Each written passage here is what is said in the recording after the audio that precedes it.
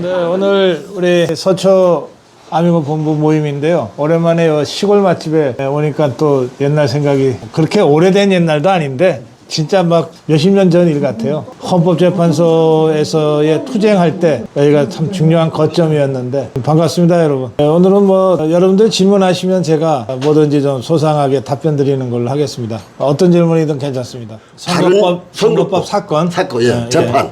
네. 다른 건수에 비해서 우선적으로 하게 돼 있거든요. 근데 이게 지금 법원이 안 하고 있잖아요. 그럼 법원이 나쁜 사람들 아니에요? 똑같은 사람들이죠? 아니, 나쁜 사람들 맞아요. 그러면 그걸 어떻게 할 수 있는 방법은 뭐 방법이 없어요. 이게 그 강행 규정으로 돼 있어요. 뭐냐면 해야 된다 이렇게 돼 있어. 선거법 관련 범죄는 이게 임기가 정해져 있으니까 보통 다른 형사사건처럼 질질 끌면 유죄는 났는데 이미 국회의원 임기는 다 헤쳐먹은 후가 될 가능성이 많잖아요. 윤미향이가 그런 케이스잖아. 그러니까 이런 걸 막기 위해서 다른 형사사건은 뭐 시간이 걸릴 수 있지만 요 선거법 관련은 1심은 무조건 6개월 안에 끝내라 이렇게 돼 있는 거야. 2심은 4개월 안에 끝내라 이렇게 돼 있거든요. 그래서 합쳐서 1년이 지나지 않도록 해라 이렇게 돼 있는데, 그런 강행 규정이기 때문에 의무야. 법원에서는 그거를 의무적으로 해야 되는데 이것들이 안 하는 거예요. 법원이 안 하는 거를 어떻게 달리 제재할 방법이 없어요. 그러니까 있다면, 만약에 우리가 국회 다수파고 법원이 그런 강행 규정을 해야 된다고 돼 있는 것조차 제대로 안 하면 우리가 법관을 탄핵할 수 있어. 네. 우리가 다수파라면 그렇게 탄핵을 해서라도 사법부가 선거법 관련 사건과 관련해서는 대법원까지 1년을 넘기지 않도록 하는 이 조치를 우리가 강제할 수 있거든요. 그 우리가 입법부의 다수파도 아니야. 사법부에 영향도 못 미쳐. 저것들은 분명히 강행 규정인데 그걸 안 지켜. 근데 달리 우리가 할 수 있는 방법이 없어. 그러니까 나쁜 자들하고 욕하는 거 말고는 우리가 할 수 있는 게 없어요. 그런데 하여튼 그건 그렇고, 지금 이제 그 사법부가 어떤 면에서는 가장 정치적인 사람들이 모여 있는 곳이에요. 판사들이 정치 안 할 것 같지만 제일 눈치 많이 보고 제일 정치적으로 얍삽하게 움직이는 것들이에요. 그래서 이재명이가 대통령 선거 이기자마자 재판을 다 연기를 해주는 게 사법부야. 저것들이 알아서. 그런데 그러다 보니까 이것들이 완전히 알로 보인 거야, 좌파들한테. 그래서 조희대 사퇴 요구받는 상황까지 오게 됐거든요. 근데 이 사법부가, 판사들이 다른 거는 다 내줘도 직업 밥그릇은 절대 안 내줘요. 이 직업 밥그릇은 절대 안 내줘. 그런데 지금 좌파 것들이 하는 게 밥그릇 내놓으라고 하는 거거든. 예, 밥그릇 내놓으라고 하는 거예요. 내란 특별재판부 하겠다. 조희대 너 그만둬라. 뭐 대법관을 26명으로 늘리겠다. 지금 14명이 26명으로 늘면 14명의 권위가 절반으로 떨어지는 거 아니에요. 그러니까 이거는 완전히 밖으로 내놓으라고 하는 거랑 똑같은 것인데, 이걸 좌파 것들이 막 밀어붙이고 있으니까 반발을 하는 거예요. 그래서 이런 사법부의 반발을 지금 좌파 것들이 결과적으로 유발시켰기 때문에 우리 자유파 입장에서는 그런 사법부의 적어도 자기네 밥그릇은 건드리면 왕 하고 문다는 요 사법부의 아주 약한 고리를 지금 좌파 것들이 사실은 안 건드려도 되는데 건드려 버린 거예요. 이걸 안 건드리고도 얼마든지 사법부가 자기네 말 잘 듣게 할 수 있었거든. 그리고 사법부가 이미 자기들이 알아서 넙죽 엎드렸거든. 그냥 내버려뒀으면 별 문제 없이 그냥 알아서 잘 길 텐데, 이거 밥그릇까지 뺏겠다고 나서는 바람에 이것들이 이빨을 드러내고 지금 그럼 우리는 너네 물 거야 라고 지금 달려들고 있는 이 형국을 우리 자유파 국민들 입장에서는 잘 활용을 해야 돼요. 네, 맞아요. 잘 활용을 해서 사법부를 자꾸 우쭈쭈쭈 하고서 부추겨줘야 돼. 네. 예. 그런 방식으로 저 종북주사파들과 사법부가 대결하게 만드는, 대립구도가 만들어지게 만드는 것이 중요해요. 이제 오늘 아침에 우리 TV에 오상종 단장이 나왔잖아요. 농담처럼 한 얘기지만 오상종은 늘 현장에서 그러거든. 나는 친경찰이고 친검찰이에요 그러잖아요. 나는 친재판부예요 그러잖아요. 그러니까 자유파는 경찰을 응원하고 검찰을 응원하고 사법부를 응원을 해서 좌파 것들과 함께 싸우도록 만들어야 된다, 이런 뜻이 숨어 있어요. 다 그런 건 아니지만 일부 그런 점들이 있거든요. 그래서 지금 검찰도 판사들 못지않게 검사들도 납작 엎드렸었어요. 그러다가 이게 밥그릇까지 뺏으려고 하니까 검사들도 다시 이빨을 드러내려고 하고 있는 상황이잖아요.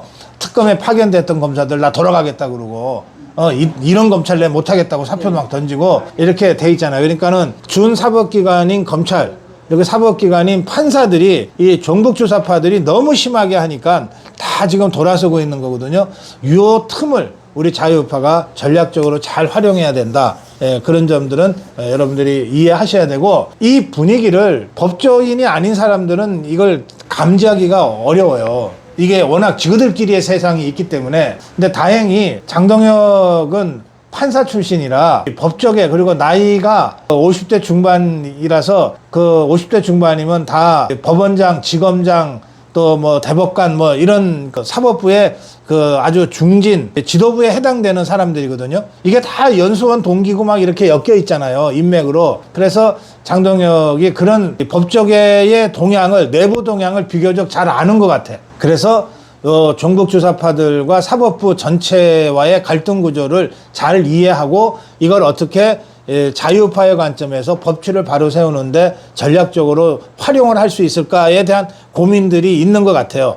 그래서 그런 말들이 나오는 거거든요. 그러니까 장동혁이 대표되고 나서 가장 강력하게 주장하는 게 내란 특별재판부 절대 안 돼.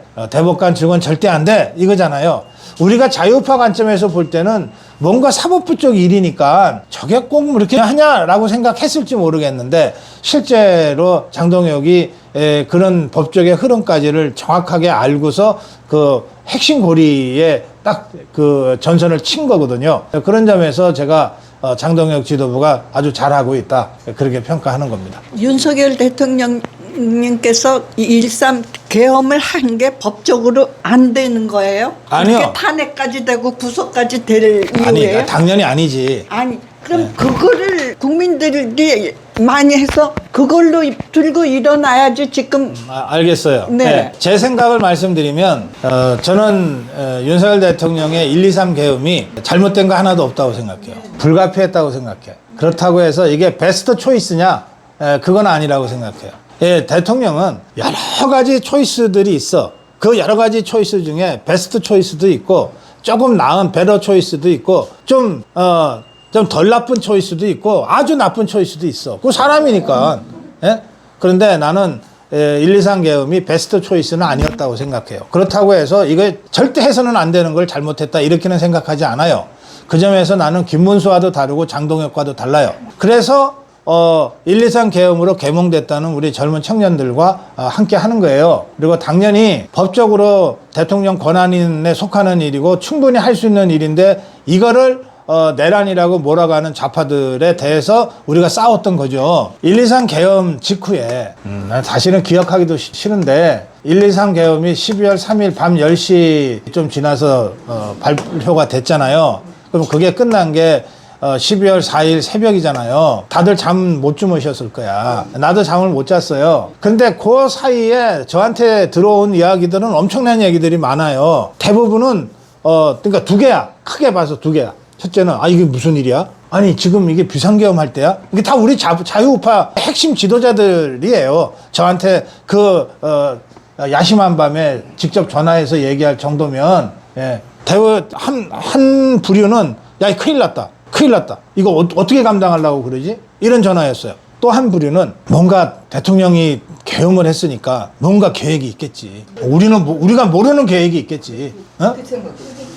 근데 2시간 반 지나서 해제가 되고 다 복귀가 됐잖아요. 그 순간부터 다들 멘붕에 빠진 거예요. 특히 두 번째 입장을 갖고 있었던 사람들. 뭔가 계획이 있을 거야. 대통령 아무리 대한민국 대통령인데. 근데 보니까 진짜 2시간 반 만에 이게 계엄이 해제가 됐어. 계엄군들이 다 돌아갔어. 이게 뭐지? 멘붕에 빠졌어요. 그리고 나서 제가 그날 아침에 방송을 해야 됐잖아요. 저는 어떤 경우에도 비겁하게 도망 안 가잖아요. 그날 아침에 제가 생방했어요. 생방의 첫 그 발언이 뭐였냐면 윤석열 대통령의 계엄은 처음부터 끝까지 적법적으로 이루어졌다. 법 범위 안에서 합법적으로 이루어졌다. 이건 대통령의 통치 권한에 속하는 것이다. 제가 그 방송을 했어요.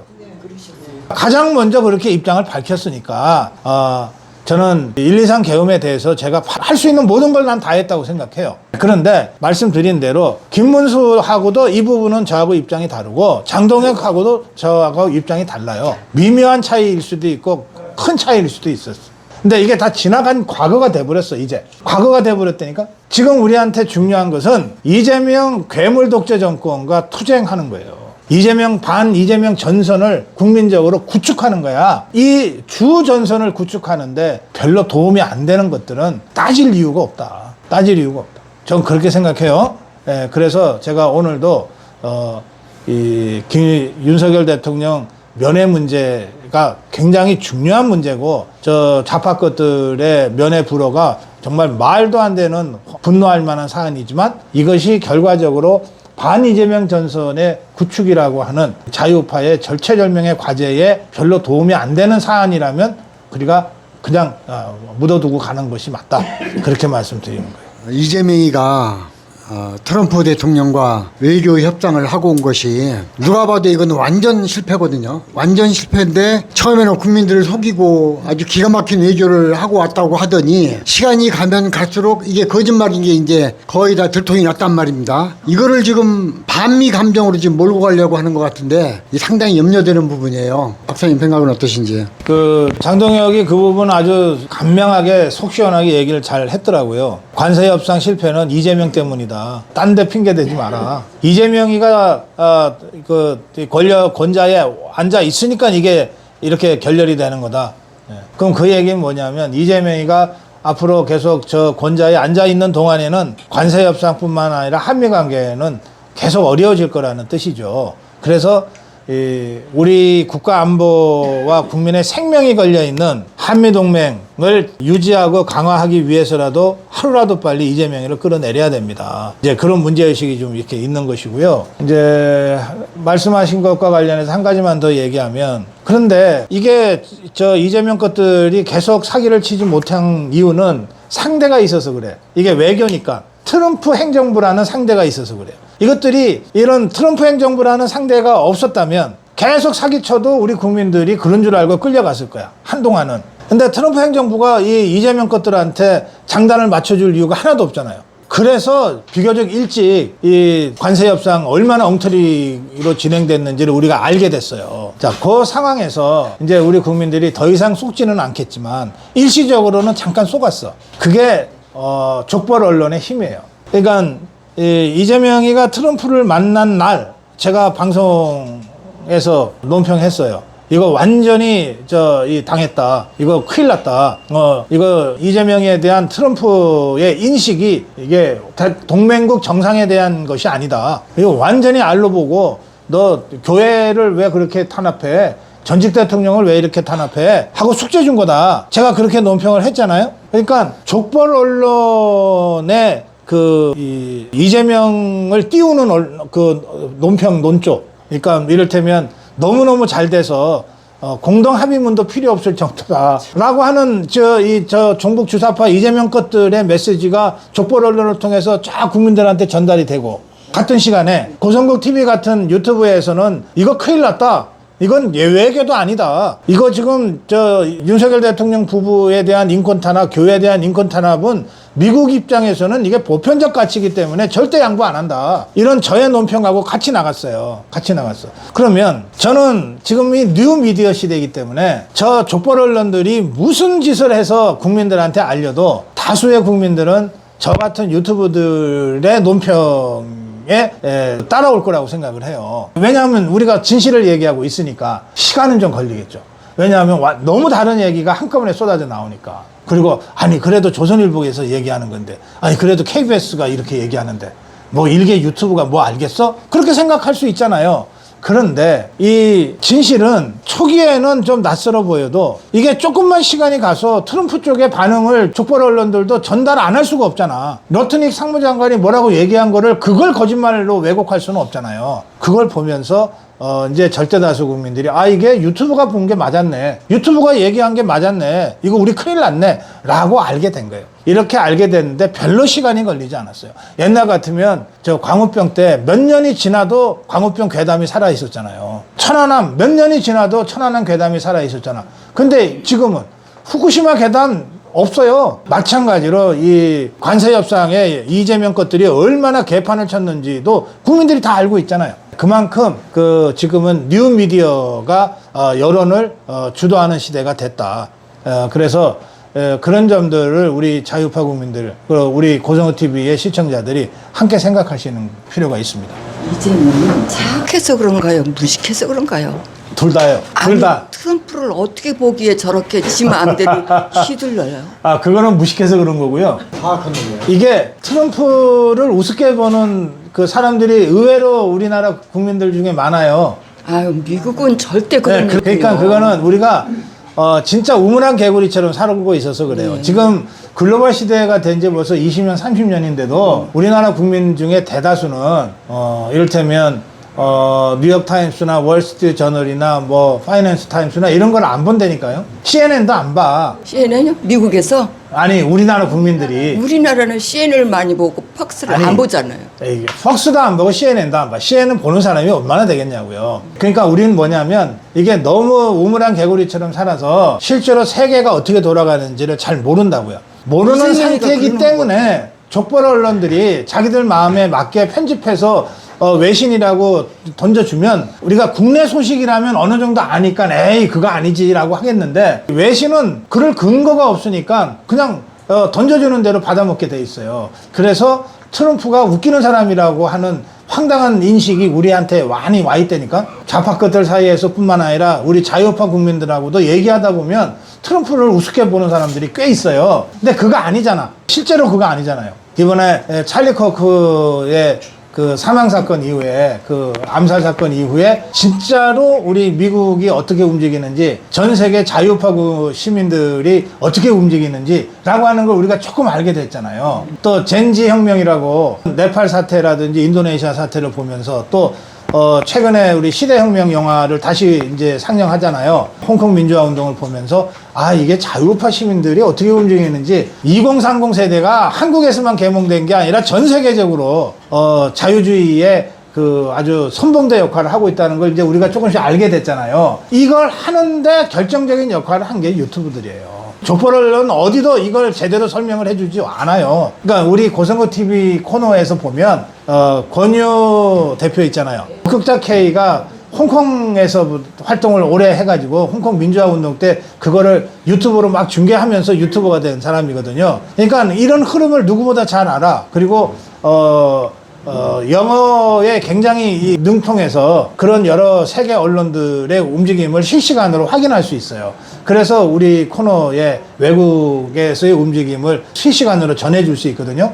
그러니까 그런 것들을 통해서 우리 이제 자유파 국민들이 그야말로 각성됐고 글로벌라이즈 되고 있어. 진짜로 세계 흐름과 같이 가는 자유파 국민들이 되고 있다. 그런 점도 우리가 같이 생각할 필요가 있어요. 지난 얘기인데 왜 1, 2, 3 그 시기에 계엄을 해가지고 한 달만 있으면은 그 제명이 감옥에 보낼 수도 있었는데 예. 왜 그때 해가지고 이 수모를 겪는지 네. 그게 항상 알겠어요. 박사님 뵈면은 좀 여쭤봐야 되겠다 하는 게 제 생각이었습니다. 아니 뭐 저도 윤석열 대통령한테 이런 거를 물어본 적이 없어서 제 짐작만 말씀드려야 되겠는데, 말씀하신 대로 어떤 일을 할 때는 타이밍이 무지무지 중요하잖아요.